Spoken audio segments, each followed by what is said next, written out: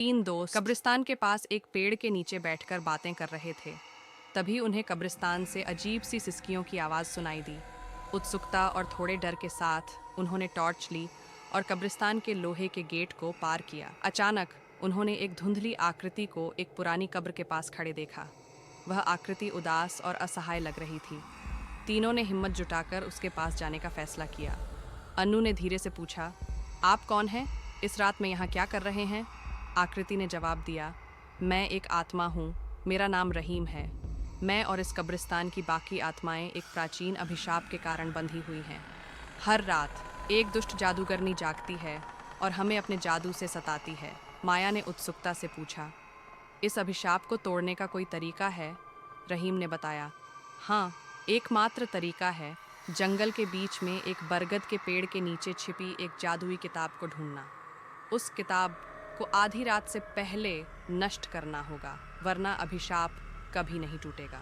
तीनों दोस्तों ने एक दूसरे को देखा और फैसला किया कि वे इस अभिशाप को तोड़कर आत्माओं को मुक्त करेंगे। वे जंगल की ओर बढ़े, सावधानी से कब्रों के बीच रास्ता बनाते हुए, ताकि किसी आत्मा को परेशान न करें। रास्ते में उन्हें एक छोटा सा कंकाल मिला जिसका नाम था चटपट। वह शरारती लेकिन मददगार था। चटपट ने हंसते हुए कहा, तुम लोग उस जादुई किताब को ढूंढने जा रहे हो, है ना? मैं तुम्हारी मदद करूंगा, लेकिन पहले बरगद के पेड़ की पत्तियां इकट्ठा कर लो। ये पत्तियां तुम्हें जादूगरनी के जादू से बचाएंगी। तीनों ने चटपट की सलाह मानी। चटपट ने उन्हें जंगल के बीच एक तालाब की ओर इशारा किया और कहा, वहाँ तालाब के नीचे एक चमकता हुआ संदूक है, उसमें जादुई किताब होगी। जैसे ही अनु ने बरगद की पत्ती संदूक पर रखी, वह खुल गया और एक चमकदार जादुई किताब बाहर निकली। आधी रात करीब थी।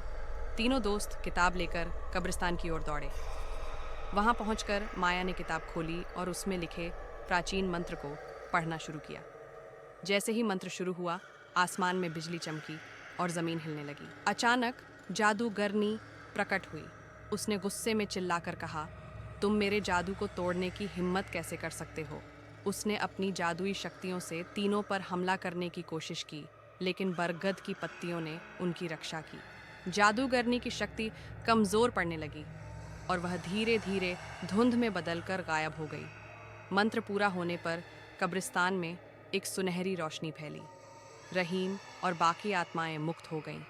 रहीम ने तीनों को धन्यवाद देते हुए कहा, तुम्हारी एकता और साहस ने हमें आज़ादी दी। अब हम शांति से विश्राम कर सकते हैं।